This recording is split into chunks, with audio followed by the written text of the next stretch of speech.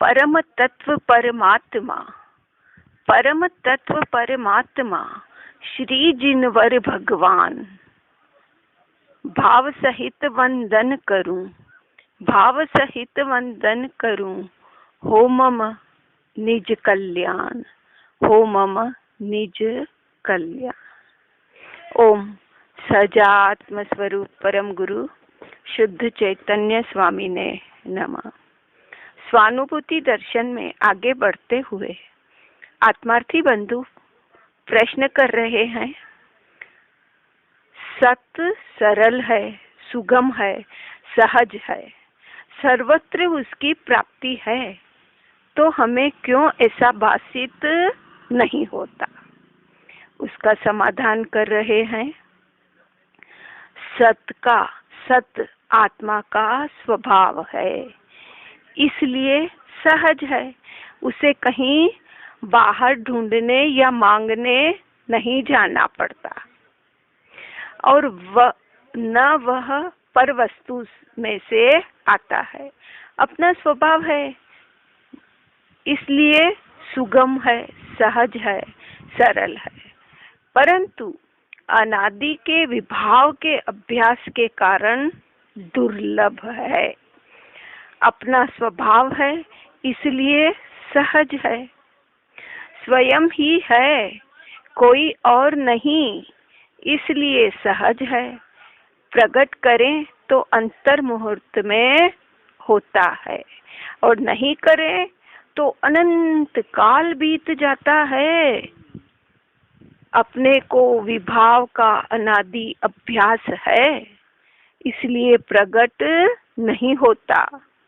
वैसे तो स्वभाव अपना है, अपने में से प्रकट होता है, कहीं बाहर से नहीं लाना पड़ता, बाहर से नहीं आता, बाहर कहीं खोजने नहीं जाना पड़ता, अपने में ही भरा है, उसे प्रकट करने का है, और वह कौन?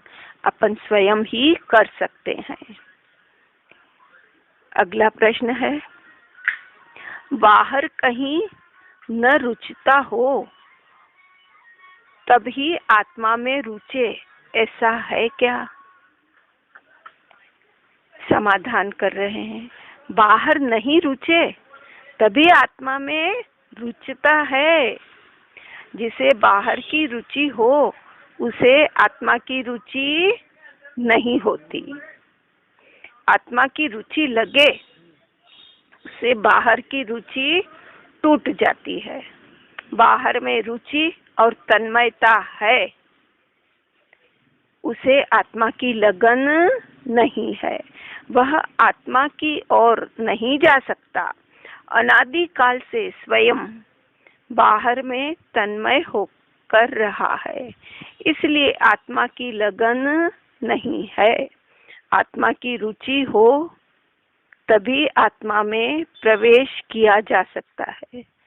कई लोग कहते हैं ना, कहीं नहीं रुचता, तो अपने आत्मा का अस्तित्व ग्रहण कर, वहां रुचे, ऐसा है, वह तेरे रहने का स्थान है, सुख का धाम है।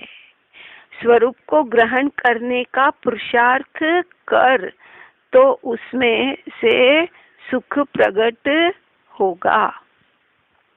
बाहर न रुचे तभी अंतर में प्रवेश हो सके, ऐसा है। जिसे बाहर रुचे उसके लिए बाहरी संसार खड़ा है। अगला प्रश्न है, अंतर में आत्म सुख देखा नहीं तो विश्वास कैसे किया जाए? उसका समाधान कर रहे हैं। सुख को देखा नहीं है, किंतु सुख की इच्छा है, और बाहर कहीं चैन नहीं पड़ता, रुचता नहीं है, तो सुखमय एक आत्म पदार्थ जगत में होना चाहिए। तू अपने विचार से ग्रहण कर, उसी में सुख है। देव शास्त्र गुरु जो सुख का धाम बतला रहे हैं, मुनियों तथा अनंत तीर्थंकरों ने जिसे प्रकट किया है और सर्व महापुरुषों ने भी वह बतलाया है। इसलिए तू विचार कर तो तुझे आत्मा में ही सुख लगेगा। जब उन्होंने प्रकट किया है तो क्या मैं नहीं कर सकता? मैं भी प्रबल पुरुषार्थ करूं और अपने स्वरूप को प्रकट करूं और उसी में लीन हो जाऊं। वह अभी तुझे दिखाई नहीं देता, परंतु तत्व का विचार करके तो देख, तुझे भी दिखाई देगा। तुझे अपना आत्मा ही अंतर से जवाब दे देगा। तू ज्ञाता अंतर में विराजमान है, उसमें सुख है। तू विचार कर तो प्रतीति आए बिना नहीं रहेगी।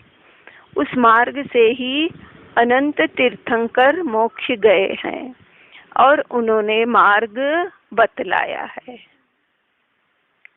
उसका अंतर में विचार कर तो विश्वास आए बिना नहीं रहेगा। जीव, अगला प्रश्न है, जीव क्या राग द्वेष में उलझ जाता है? उसका समाधान कर रहे हैं, अपनी रुचि नहीं है, रुचि मंद है, इसलिए उलझ जाता है। पुरुषार्थ बढ़ाना, रुचि बढ़ानी, पुरुषार्थ मंद हो जाए तो बारंबार उसका अभ्यास करना। बाहर की रुचि लगे तो उसका प्रयत्न कैसे करता रहता है।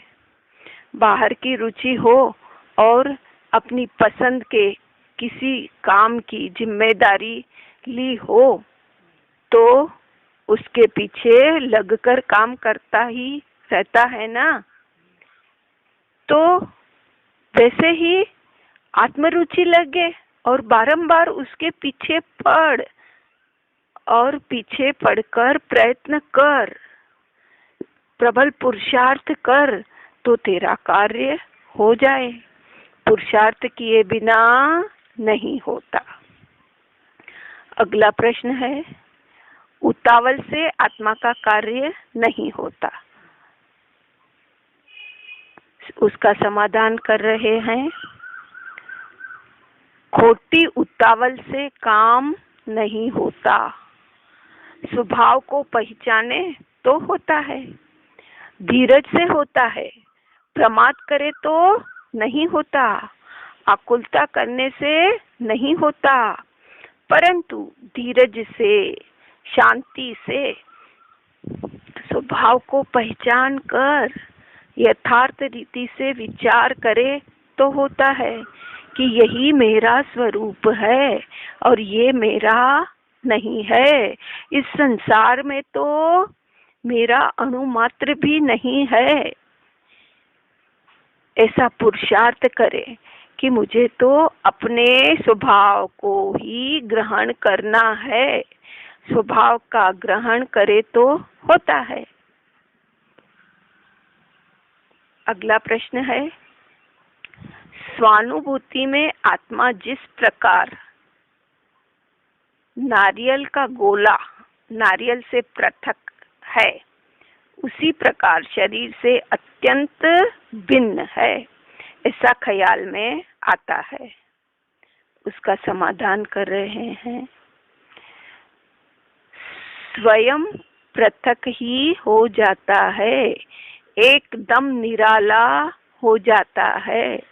चैतन्य तत्व अकेला निराला होकर स्वयं अपनी अनुभूति करता है, स्वयं अपने अनंत गुणों का वेदन करता है। चैतन्य गोला पृथक होकर चैतन्य रूप से स्वयं अपने को अनुभवता है। इस अनुभव में जो विभावों का वेदन है वह छूट जाता है और अंतर में से चैतन्य का वेदन प्रकट होता है। बिल्कुल ऐसा निराला हो जाता है। शरीर का ख्याल नहीं रहता, उपयोग जब बाहर आए तब शरीर जुदा और मैं ज्ञायक जुदा, मैं संपूर्ण इससे भिन्न हूँ, ऐसा निराला तत्व मैं ही तो हूँ, वही मैं। ऐसी जुदेपन की, निरालेपन की परिणति वर्तती है। अंतर में जाने पर तो यह भी ध्यान नहीं रहता कि शरीर कहाँ है। विकल्पों के प्रतीक का उपयोग भी छूट जाता है और अकेले चैतन्य का वेदन रहता है। अकेले आनंद की धारा वर्तती है, उसके साथ अनंत गुणों की पर्याय प्रकट होती है। सोचो कैसी होती होगी वह दशा, उसका अनुभव करना है। हे आत्मार्थी बंधुवर, इसे जानकर, इसे समझकर, सुनकर चिंतन मनन करें और अपने इस दुर्लभ मानव तन को यूं ही न गंवाने दे। अमूल्य हीरा जो हमारे हाथ लगा है, बस उसको कंकड़ समझकर फेंक ना दे। इन्हीं भावनाओं के साथ ओम नमः सिद्धम, ओम नमः सिद्धम, ओम नमः सिद्धम।